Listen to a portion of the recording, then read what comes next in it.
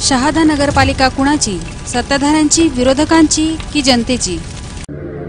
अस्वच्छ गलिच्छ भाजी मंडई, कोणतेही इथे आम्हाला सोय नाही। हजारो रुपये आम्ही भाडं भरतो, वसुली कशी होईल, पैसा कसा भेटेल आणि लोकांना त्रास कसा होईल, हे इथले प्रतिनिधी नेमलेले शासकीय लोक आमची कोणतीही दखल न घेता उलटा त्रास द्यायला तयार होतात। और हमने कहा कि मंडी हटा दो यहाँ से, हमको कहीं दूसरी जगह दो, दूसरी जगह में तैयार नहीं है। अरे भाऊ किती कहाणी रे, ट्रॅक्टर वाला उन्हा एक ट्रॅक्टर भरा नाही फिर उन्हा जो तो भराले पुरी गांत शिंदेशी राव दिले तटे।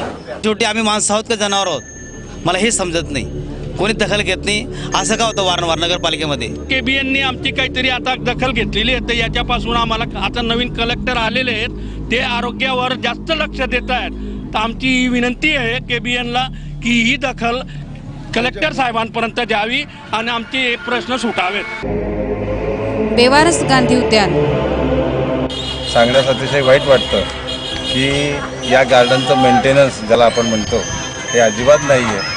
म्हणजे हरित शहादा, स्वच्छ शहादा अशा प्रकारचं आपलं एक उद्दिष्ट असेल ते पूर्ण करण्याचा प्रयत्न म्युनिसिपालिटीने करावा।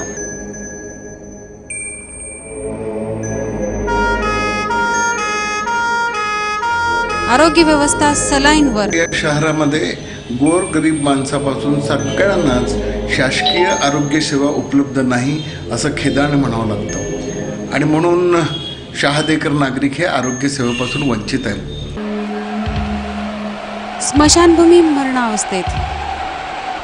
शहादा नगरपालिकेच्या नंबरदारांची अवस्था फारच वाईट आणि बिकट झालेली आहे। त्यामध्ये प्रेत आहे तर ठेवला तर आता त्यांचे अंतविधी तर होते, पण ते प्रेत बरोबर जळत नाही, तरी ते प्रयत्न बरोबर न जळल्याने ते येथील कुत्रे त्या प्रेतचे तुकडे घेऊन कॉलनीत येतात। कम से कम रस्ता ते नको बनाव, पण शेगड्या बनाव, माणूस बरोबर बयान पाहिजे। सही आहे का नाही?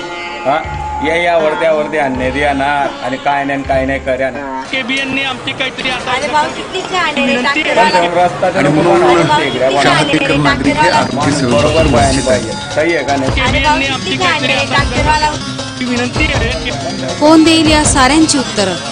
सत्ताधारी, विरोधक की येणाऱ्या नगरपालिका निवडणुकीत जनतेचा कौल?